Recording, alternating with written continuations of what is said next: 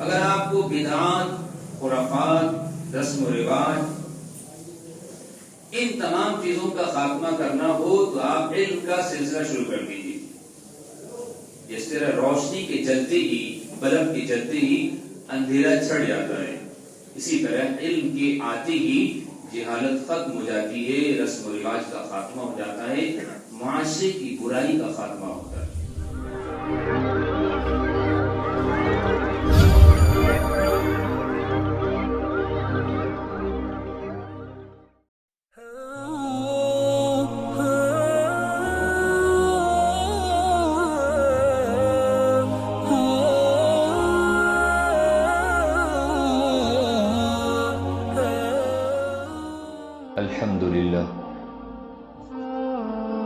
الحمد لله نحمده ونستعينه ونستغفره ونؤمن به ونتوكل عليه ونعوذ بالله من شرور أنفسنا ومن سيئات أعمالنا من يهده الله فلا مضل له ومن يضلله فلا هادي له ونشهد أن لا إله إلا الله وحده لا شريك له ونشهد أن سيدنا ومولانا محمدا عبده ورسوله أما بعد فأعوذ بالله من الشيطان الرجيم بسم الله الرحمن الرحيم يا أيها الذين آمنوا إذا قيل لكم تفسحوا في المجالس فافسحوا يفسح الله لكم وإذا قيل انشزوا فانشزوا يرفع الله الذين آمنوا منكم والذين أوتوا العلم درجات والله خبير بما تعملون وقال تعالى إنما يخشى الله من عباده العلماء وقال تعالى وقل رب زدني علما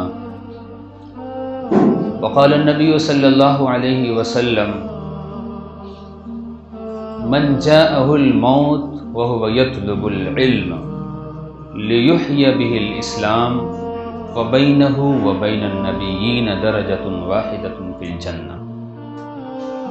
وقال النبي صلى الله عليه وسلم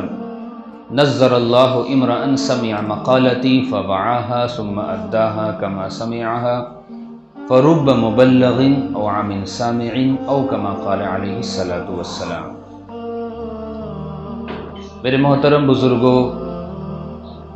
دینی اور ایمانی بھائیوں، ابھی آپ کے سامنے سورہ مجادلہ کی ایک آیت تلاوت کی گئی ہے اور دو حدیثیں آپ کے سامنے پیش کی گئی ہیں۔ انشاءاللہ تعالی اسی آیت کو اپنا موضوع بناتے ہوئے اور انہی احادیث کی روشنی میں انشاءاللہ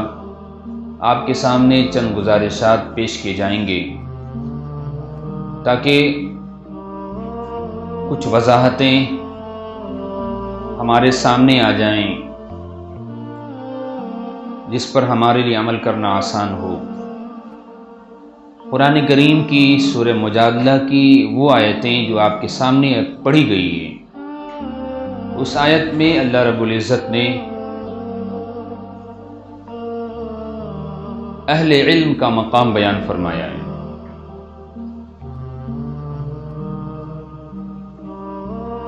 اور بھی آیتیں ہیں جو قرآن کریم کے اندر ہیں جن میں علم دین کی فضیلت کو وضاحت کے ساتھ بیان کیا گیا ہے۔ سورہ طٰہٰ کے اندر اللہ نے فرمایا وَقُلْ رَبِّ زِدْنِي عِلْمًا، اپنے نبی سے فرمایا کہ نبی جی آپ اپنے رب سے یہ دعا فرمائیے کہ اللہ مجھے مزید علم عطا فرما۔ دوسری آیت میں اللہ نے فرمایا انما یخشی اللہ من عبادہ العلماء، اللہ سے ڈرنے والے اصل میں اللہ کو پہچاننے والے ہی ہوتے ہیں۔ اللہ کی ذات کا، اس کی صفات کا، اس کی قدرت کا، اس کی طاقت کا جس کے پاس علم ہے وہی اللہ سے ڈرتے بھی ہیں۔ ایک حدیث میں اللہ کے رسول صلی اللہ علیہ وسلم نے فرمایا کہ جسے اس حال میں موت آئے کہ وہ علم کی تلاش میں نکلا ہو، من جاءہ الموت وہو یطلب العلم، جسے موت آئے اس حال میں کہ وہ علم حاصل کر رہا ہو. تو فرمایا فَبَيْنَهُ وَبَيْنَ النَّبِيِّينَ دَرَجَةٌ وَاحِدَةٌ فِي الْجَنَّةِ. اس طالب علم اور انبیاء علیہم السلام کے مقام کے درمیان صرف ایک درجے کا فرق ہوگا، وہ یہ کہ نبوت کا فرق ہوگا. کتنی جامع بات بیان کی گئی.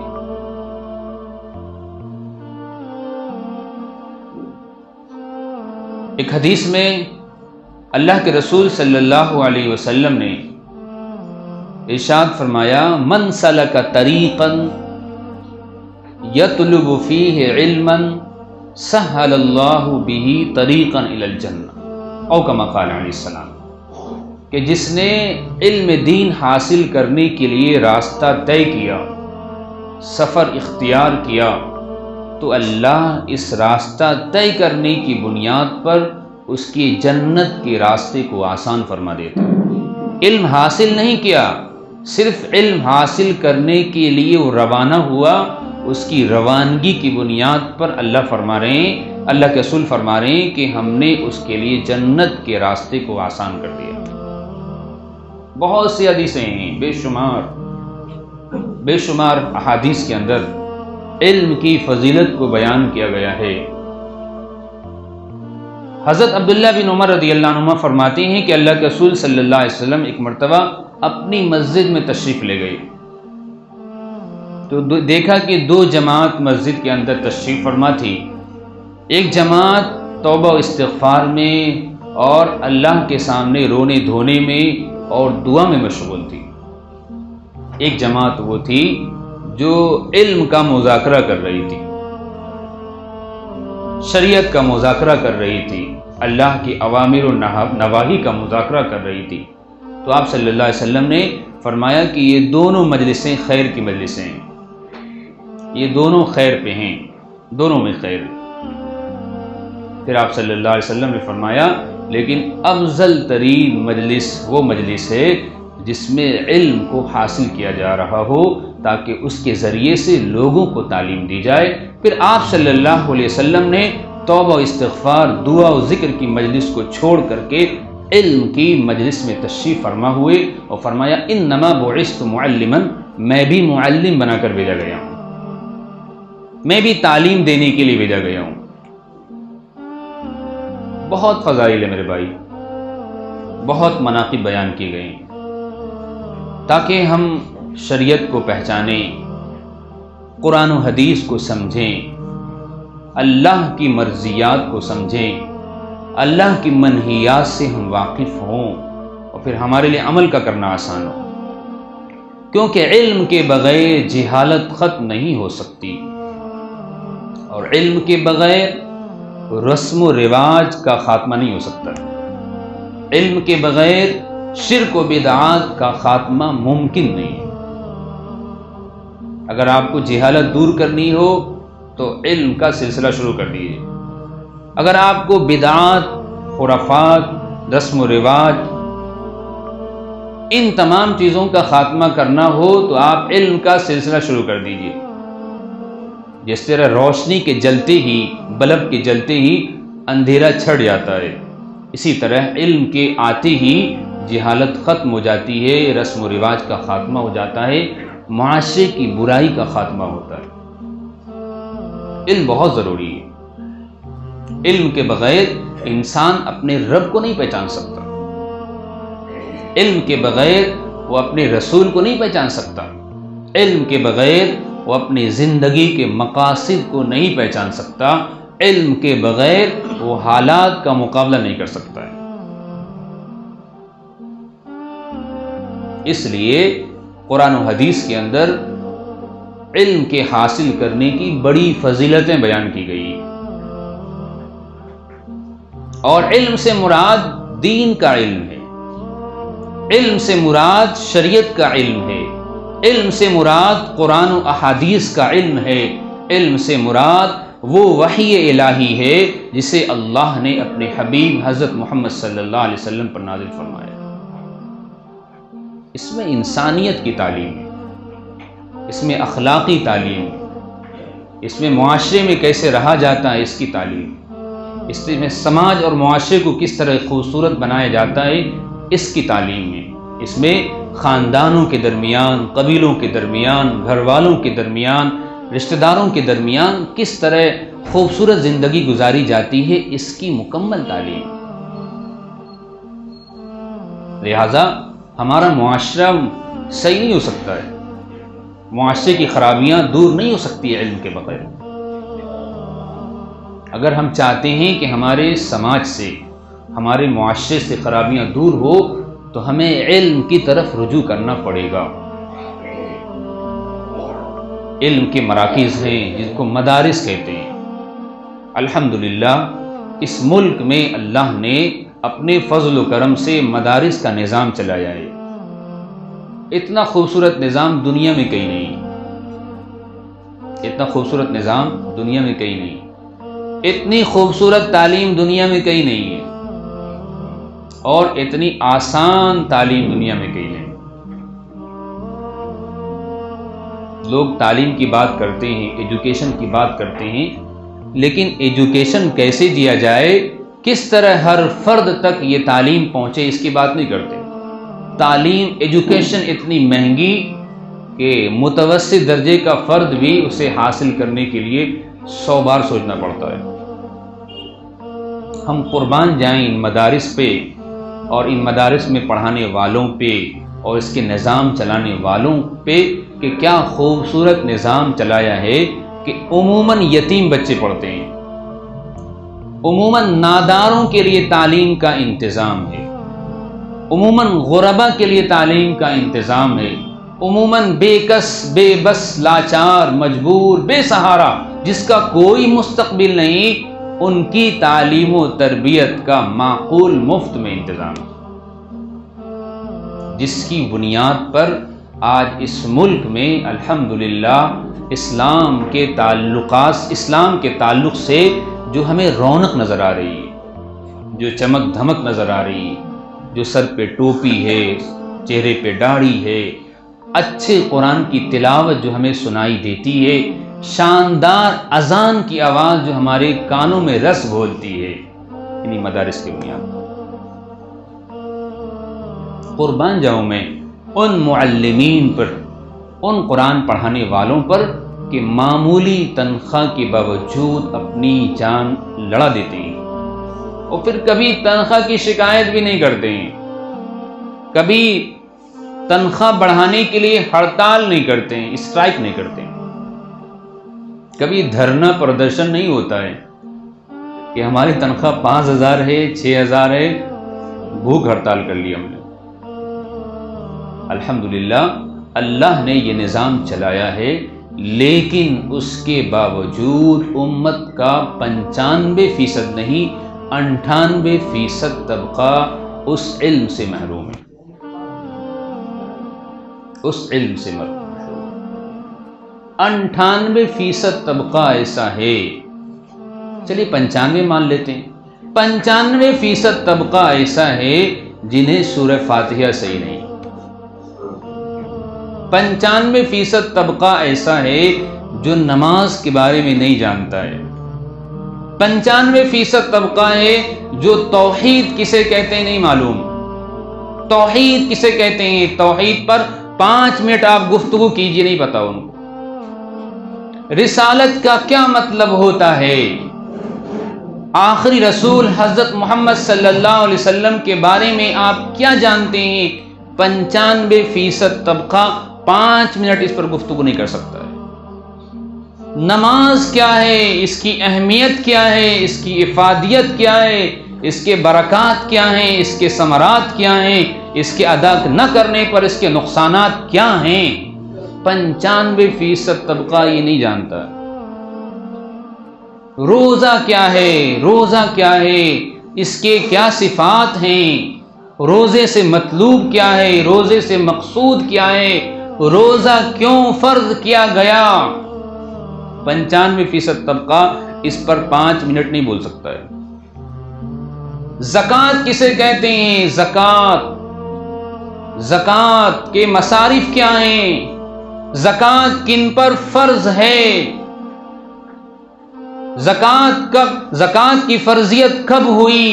زکوٰۃ کی حکمت کیا ہے، 95% طبقہ نہیں جانتا ہے، نکالے گا کیا؟ حج، یہ تو بہت بڑی چیز ہے، یہ تو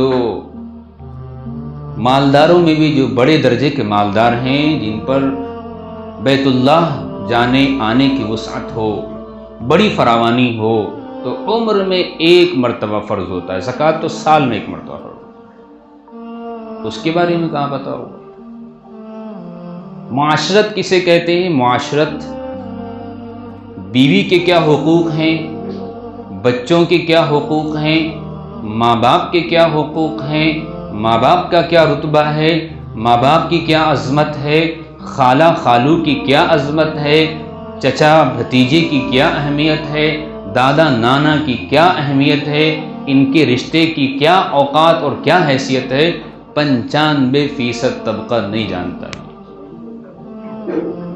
ماں کے نیچے، قدموں کے نیچے کیا ہے، ماں کا کیا رتبہ ہے، ماں کے ساتھ کس انداز میں پیش آنا چاہیے، باپ کے ساتھ کس انداز میں پیش آنا چاہیے، باپ کے ساتھ اور ماں کے ساتھ گفتگو کا کیا انداز ہو، باپ کے ساتھ اور ماں کے ساتھ ہمارا کیا رویہ ہو، ہمارا کیا طرز عمل ہو، 95% طبقہ نہیں جانتا ہے۔ پھر تجارت لیجیے آپ، تجارت، کاروبار، منڈی، دکانیں، خرید و فروخت۔ اب تو مسلمان اپنی دکان پہ لکھتے ہیں کہ بکا ہوا مال واپس نہیں ہوتا ہے ہمارے یہاں۔ مسلمان ماشاءاللہ، حاجی صاحب، نمازی صاحب، مزید تبلیغی صاحب، نور علی نور، کیا لکھتے ہیں اپنی دکان پر کہ ہمارے یہاں بکا ہوا مال واپس نہیں ہوتا ہے۔ نہیں پتا تجارت، 95 میں کہہ رہا ہوں، 95 زیادہ بتا رہا ہوں، 98% طبقہ نہیں جانتا ہے کہ تجارت کسے کہتے ہیں، خرید و فروخت کے کیا مسائل ہیں، کرائے پر رہنے والے، کرائے کے مکان کو استعمال کرنے والے اور کرائے پر مکان اور دکان دینے والے کو پتہ نہیں کہ اس کے اندر کیا شرائط ہیں، اس کے کیا لوازمات ہیں، یہ کیا ذمہ داری ہے، کرائے پر رہنے والے دکاندار اور مکاندار کی کیا ذمہ داری ہے، اور کرائے پر رکھنے والے مکان مالک، دکان مالک کی کیا ذمہ داری ہے، کیا فرائض ہیں، اور ان کے طرف سے کن کن لوازمات کو لازم قرار دیا گیا ہے، نہیں پتہ ہے۔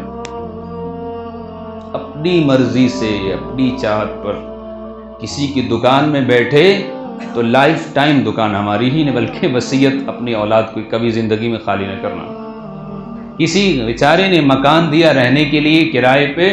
تو پوری زندگی قبضہ کی، خالی کرانے میں آپ کو خون خرابہ کرنا پڑے گا، نہیں پتہ لوگ۔ مکان، دکان، کاروبار،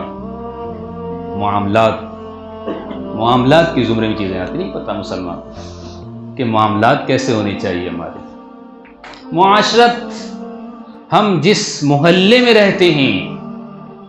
جس علاقے میں رہتے ہیں، جس شہر اور جس بستی میں ہم رہتے ہیں، ان بستی والوں کے ہم پر کیا حقوق ہیں، محلے والوں کے ہم پر کیا حقوق ہیں، اڑوسی پڑوسی کے کیا حقوق ہیں، کیا ذمہ داری ہم پر عائد ہوتی ہے، جس حیثیت کے ہم ہیں اس حیثیت پر ہم پر کیا فریضہ عائد ہوتا ہے، 95% طبقہ نہیں جانتا ہے۔ شادی لے لیجئے، شادی، جینا لے لیجئے اور مرنا لے لیجئے، یہ ایسے امور ہیں جس کے بارے میں 95% طبقہ نہیں جانتا ہے کہ شادی کسے کہتے ہیں، شادی، شریعت میں شادی کا کیا حکم ہے،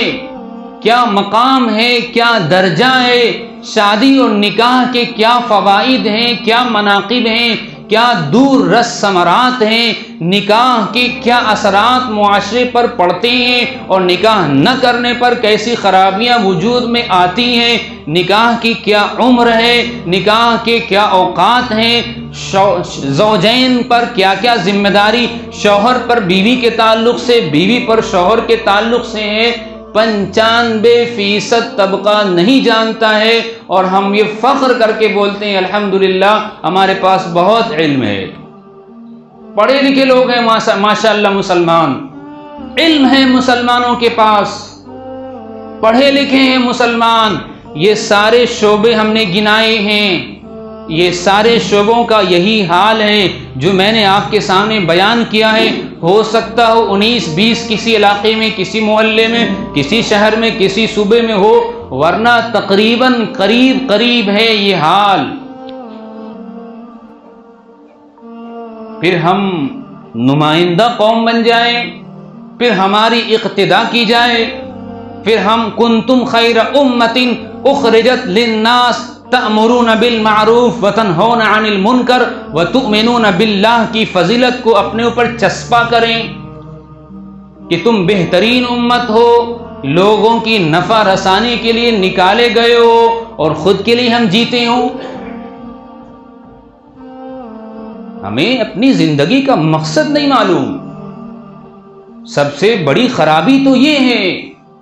ہمیں اپنی زندگی کا مقصد نہیں معلوم، ہمیں اپنی حیثیت نہیں معلوم، ہمیں اپنی ذمہ داری کا احساس نہیں،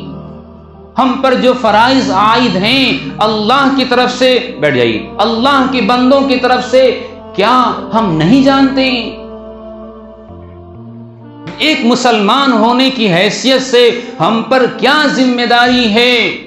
اسلام کی، مسلمانوں کی، اور جس ملک میں جس علاقے میں رہتے ہیں اس کی جانب سے ہم پر کیا ذمہ داری ہے، 95% طبقہ نہیں جانتا ہے۔ کیسے ہوگا یہ کام؟ کیسے ہوگا یہ کام؟ کیسے دور ہوگی یہ جہالت؟ کیسے یہ خامیاں کمیاں ختم ہوں گی؟ کیسے یہ امت اس سطح پہ پہنچے گی جس سطح پر اللہ کے رسول صلی اللہ علیہ وسلم نے امت کو تیار کر کے چھوڑا تھا؟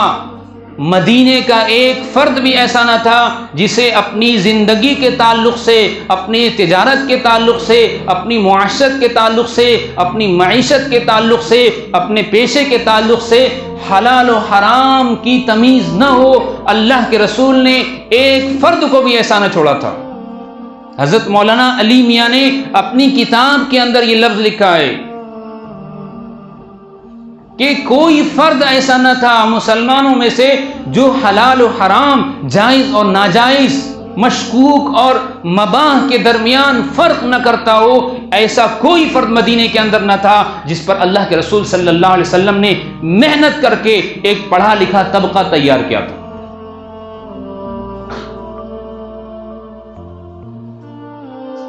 کیا حال ہے ہمارا؟ اور پھر ایک پڑھا لکھا طبقہ ہے، وہ بھی پڑھا لکھا طبقہ ہے، ڈاکٹروں کا، انجینئروں کا، پروفیسروں کا، ججوں کا، وکیلوں کا، بہترین ماہر جو ہے تجارت کے تعلق سے علوم حاصل کرنے والوں کا بڑا طبقہ ہے، MBBS، M.Tech، B.Tech، یہ سارے شعبے ہیں علوم کے، فنون کے، یہ ہے ایک بڑا طبقہ۔ پڑھے لکھے بہترین انگریزی داں ہیں، بہترین سائنٹسٹ ہیں، بہترین فلسفی ہیں، اپنے معاشرے میں اونچا درجہ مقام انہیں حاصل ہے۔ ایک وہ طبقہ ہے جو جس طبقے میں ہے وہ اس طبقے میں تجارت کر رہا ہے۔ اہل علم کا، اساتذہ ٹیچروں کا ایک طبقہ ہے، پروفیسروں کا ایک طبقہ ہے، اسکول چلانے والے پڑھے لکھے بہترین ماہر تعلیم لوگوں کا ایک طبقہ ہے جو تجارت کی منڈیاں چلاتا ہے تعلیم کے نام پر،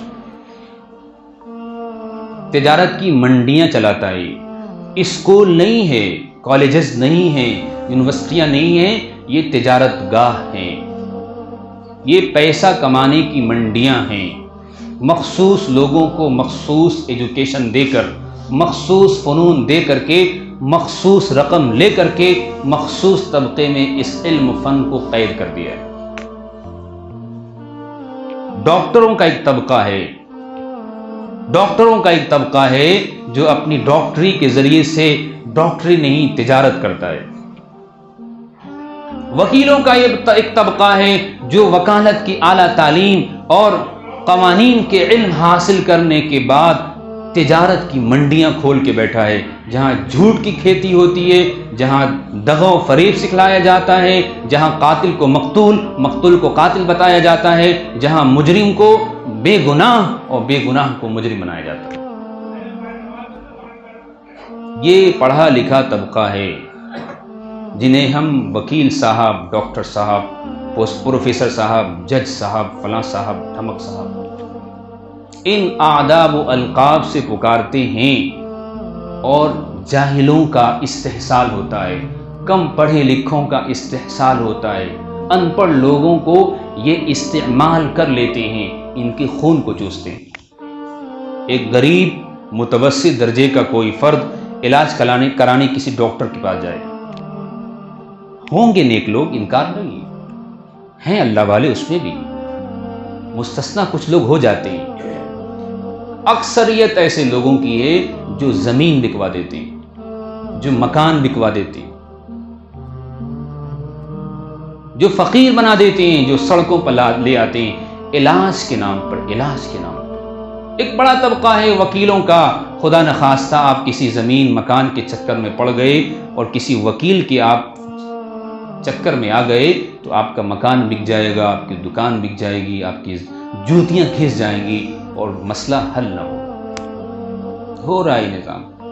ایک طبقہ تو تعلیم یافتہ، یہ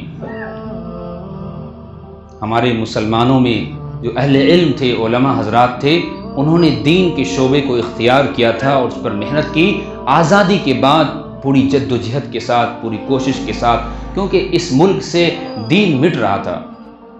اسلام مٹ رہا تھا، قرآن مٹ رہا تھا، حدیث مٹ رہی تھی، شریعت سے لوگ ناواقف تھے، قسم قسم کے رسم و رواج کا وجود تھا، بدعت، شرک، خرافات، ایسے ایسے فتنوں کا وجود تھا جو براہ راست اسلام پر یلغار کر رہا تھا اور مسلمانوں کو ارتداد کی طرف لے جا رہا تھا۔ لہٰذا انہوں نے مکتب کی شروعات کی، مدرسے کی شروعات کی، فارغین کی شروعات کی، اسلام سکھانا شروع کیا۔ الحمدللہ ثم الحمدللہ آج اس ملک کے اندر اطمینان تھوڑی بہت حاصل ہے اس معاملے میں۔ لہٰذا ضرورت ہے ان دونوں طبقوں کو کام کرنے کی، جو جدید تعلیم کے شیدائی ہیں، جو جدید تعلیم یافتہ ہیں، ان کی ذمہ داری ہے کہ اس جدید تعلیم کو آسان کر دیا جائے۔ جو پیٹرن مدرسے والوں نے اختیار کیا ہے وہی طرز عمل انہیں اختیار کرنا پڑے گا۔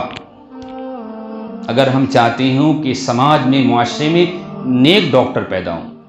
ایماندار ڈاکٹر پیدا ہوں، جو اپنے جیب سے لگا کر کے مریض کا علاج کرتا ہو، تو اس تعلیم کو نیچے لانا پڑے گا، اس تعلیم کو سستی کرنی پڑے گی۔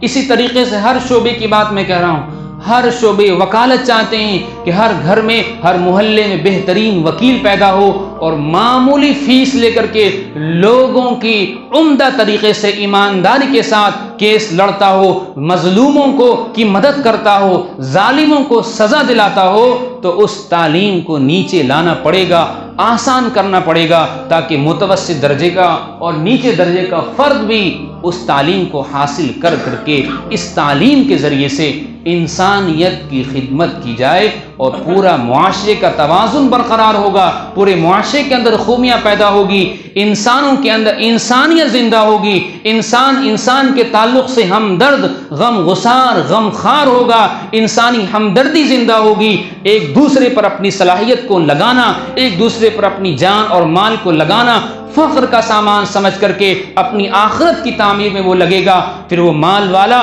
اپنی مال کو اپنی خواہشات پر، لذات پر استعمال نہ کرے گا، بلکہ اس مال کو رضا الہی پر استعمال کرنے کے لیے جہاں ضرورت ہوگی وہاں اس مال کو خرچ کرے گا۔ اسی طرح علم والا اپنے علم کو وہاں استعمال کرے گا جہاں امت، جہاں انسانیت کا نفع ہوگا اور اس کے ذریعے سے اللہ کی رضا اور خوشنودی حاصل ہوگی۔ لہٰذا میرے بھائی، یہ ساری چیزیں ہمارے سامنے ہیں، یہ ہدف ہے ہمارے سامنے، یہ ٹارگیٹ ہے ہمارے سامنے، یہ منصوبہ، یہ پلاننگ ہے ہمارے سامنے۔ ہم چاہتے ہیں کہ یہ قوم کنتم خیر امت اخرجت للناس تأمرون بالمعروف وتنہون عن المنکر کا بہترین مصداق بنے، اور یہ دین جسے اللہ نے سربلندی، سرفرازی کے لیے بھیجا تھا، یہ دین سربلند ہو تو ہمیں علوم کی طرف آنا پڑے گا، ہمیں دین کی طرف آنا پڑے گا، اسلامی علوم کی طرف آنا پڑے گا، اور ہر فرد کو اپنے پیشے اور اپنے شعبے کے تعلق سے مکمل علم حاصل کر کے